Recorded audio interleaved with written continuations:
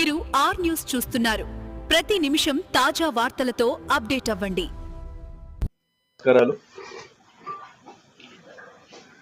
Congress party మరి ఎన్నో హామీలు ఇచ్చి మరి 100 రోజుల్లో 6 గ్యారెంటీలు అని చెప్పి అమలు కానిటువంటి 420 హామీలు ఇచ్చి దొడ్డిదారిన అబద్ధాల పునాదులపైన అధికారంలోకి వచ్చినటువంటి కాంగ్రెస్ పార్టీ ఈరోజు తన మాట నిలబెట్టుకోకుండా ప్రజలు మోసం చేస్తూ వస్తూ ఉన్నది.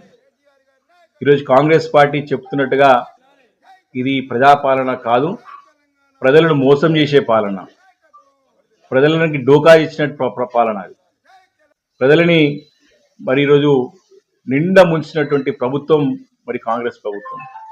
కాబట్టి కాంగ్రెస్ పార్టీ ఇది ప్రజాపాలన కాదు, ఇది ప్రజలను మోసం చేసే పాలన, ప్రజలకి డోకా ఇచ్చిన పాలన అని స్పష్టంగా అర్థమవుతోంది.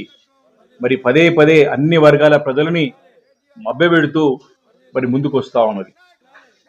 ఈరోజు ఆర్టీసీ వారు ఎంతో పెద్ద ఎత్తున మరి ముఖ్యమంత్రి గారు రేవంత్ రెడ్డి గారు వారి ప్రభుత్వంలో ఉన్న పెద్దలందరూ కూడా ఏదో పెద్ద ఘనకార్యం చేసినట్టు మేము ఉచిత బస్సు మహిళలకు ప్రవేశపెడుతున్నామని చెప్పి మరి అట్టహాసంగా మరి ప్రారంభం చేసినటువంటి ఈ కార్యక్రమం ఎప్పుడెప్పుడు నీరు గారిపోతా ఉందని చెప్పేసి కూడా ప్రజలందరూ కూడా మరి ఆశ్చర్యంగా చూస్తూ ఉన్నారు. మరి మీరేమో ఉచిత బస్సు ప్రయాణం అని మహిళలకు ఇవ్వడం, మరి అదే ఒక ఆర్టీసీ ప్రయాణంలో 10 రూపాయలు ఛార్జీలు పెంచడం, ఇది దేనికి నిదర్శనం? దేనికి అర్థం ఇస్తుందో స్పష్టంగా ఒకసారి ప్రజలకు అర్థమవుతా ఉన్నది. ఈ యొక్క ప్రభుత్వం ఏం చేస్తా ఉందంటే ఒక చేతితో ఇస్తా ఉంది, ఇంకో చేతితో లాక్కుంటా ఉన్నది. ఒక చేతితోని సంక్షేమ పథకాలని ప్రజలకి డబ్బులు ఇస్తున్నామని చెప్పి ఇస్తా ఉన్నది, ఇంకో చేతితోని రెండింతలు వసూలు చేస్తా ఉన్నది. ఈరోజు ఉచిత బస్సు ప్రయాణం పెట్టమని చెప్పింది ఎవరు? ఈ బస్ ఛార్జీలు పెంచమని చెప్పింది ఎవరు? ఈరోజు ముఖ్యమంత్రి గారు సమానం చెప్పాల్సిన అవసరం ఉంది. ఈరోజు ముఖ్యమంత్రి గారు ముఖం చాటేస్తా ఉన్నాడు. ముఖ్యమంత్రి గారు మాట్లాడట్లేదు. జూబ్లీస్ లో ఉన్న తన మహల్లో కూర్చొని, తన భవనంలో పెద్ద ఎత్తున భవనంలో కూర్చొని అక్కడ అన్ని కూడా ఆయన ఈ యొక్క అధికారాన్ని ఆయన ఎంజాయ్ చేస్తున్నాడు తప్ప ప్రజలకి నిజమైన పాలన అందించడంలో ఘోరంగా విఫలమైనడు. ఈ ప్రభుత్వం పూర్తిగా అవినీతిలో కూరుకుపోయింది.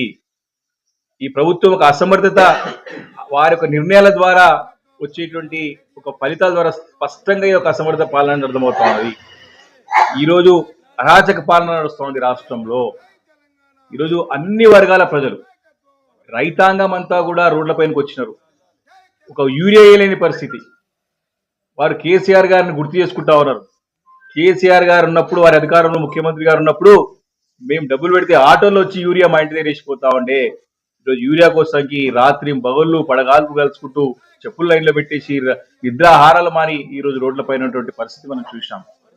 రైతులని అనేక రకాల ఇబ్బంది పెడతా ఉన్నారు. రైతు బంధు సమయానికి ఇవ్వకుండా, రైతు భరోసా పేరు మీద వారిని మభ్యపెట్టడం. ఈరోజు రైతు బీమా తీసి పడేసినారు.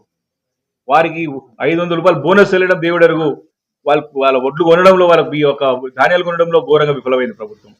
అటు రైతులని, ఇటు మహిళలని, ఇటు నిరుద్యోగులని, ఇటు ప్రభుత్వ ఉద్యోగులని, ఇటు విద్యార్థులని అందరినీ కూడా మరి పచ్చి